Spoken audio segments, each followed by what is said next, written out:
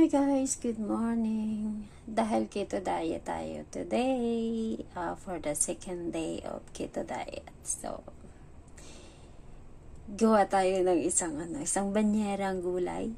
Tapos yung sahog niya half kilo lang na isda. Ganun lang yun. Kasi yung gulay nga yung importante, di ba?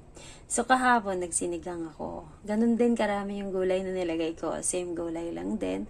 Same fish, pero sinigang nga lang. Pero ngayon, gagawin ko is ginataan.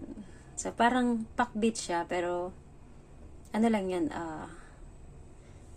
parang pakbit nga. O, pakbit.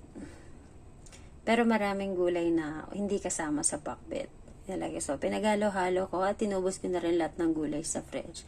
So, ayan. Isang banyera yan para sa aking lunch and dinner.